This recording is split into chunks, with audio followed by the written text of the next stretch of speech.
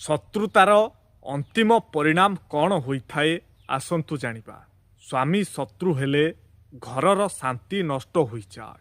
ସ୍ତ୍ରୀ ଶତ୍ରୁ ହେଲେ ପରିବାରର ମୂଳ ଧ୍ୱଂସ ହୋଇଯାଏ। ଗୁରୁ ଶତ୍ରୁ ହେଲେ ସମ୍ମାନ ହରାଇବାକୁ ପଡ଼ିଥାଏ।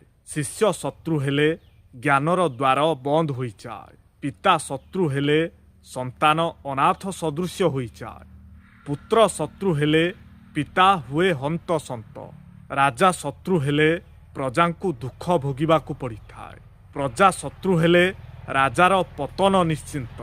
ଯଜମାନ ଶତ୍ରୁ ହେଲେ ପବିତ୍ର କାର୍ଯ୍ୟର ଫଳ ନଷ୍ଟ ହୋଇଯାଏ। ପୁରୋହିତ ଶତ୍ରୁ ହେଲେ ଜ୍ଞାନ ଓ ମାନ ହ୍ରାସ ପାଇଥାଏ।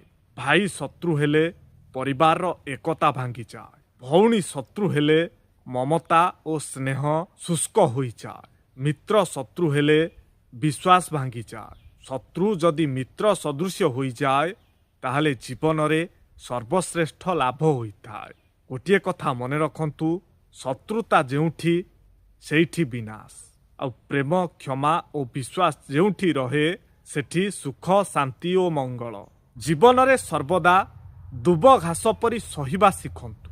ଯେମିତିକି ଦୁବ ଘାସ ସବୁବେଳେ ଲୋକମାନଙ୍କ ପାଦରେ ଦଳି ହୋଇଯାଏ, ଖରାରେ ଶୁଖିଯାଏ, ଲଙ୍ଗଳ ମୁନରେ ଉପୁଡ଼ିଯାଏ, କିନ୍ତୁ ଟିକିଏ ବର୍ଷା ପଡ଼ିଲେ ପୁଣି ନୂଆ କରି କଅଁଳିଯାଏ। ସେଥିପାଇଁ ତ ଏହା ଭଗବାନଙ୍କର ସବୁ କାମରେ ଲାଗେ। ପ୍ରତିଟି କାର୍ଯ୍ୟରେ ଦୁବଘାସ ଖୋଜା ପଡ଼େ। ତେଣୁ ସହିବା ଲୋକଙ୍କୁ ଭଗବାନ ଭାରି ଭଲ ପାଆନ୍ତି। କ'ଣ ସାଙ୍ଗମାନେ ଠିକ୍ ତ? ସନ୍ଦେହ ଓ ଅବିଶ୍ୱାସ ମଣିଷକୁ ସବୁ ସମ୍ପର୍କରୁ ଦୂରକୁ ନେଇଯାଏ। ତେଣୁ କୌଣସି କଥାର ସତ୍ୟାସତ୍ୟ ନ ଜାଣି କାହାକୁ ସନ୍ଦେହ କରିବା ବା ଅବିଶ୍ୱାସ କରିବା କେବେ ବି ଠିକ୍ ନୁହେଁ। ନହେଲେ ଅତି ନିଜର ଲୋକଟିକୁ ହରେଇବାକୁ ପଡ଼ିଥାଏ। ଯଦି ମହୁ ପରି ମଧୁର ପରିଣାମ ଚାହୁଁଛନ୍ତି ତେବେ ମହୁମାଛି ପରି ଏକତ୍ର ରହିବା ଶିଖନ୍ତୁ।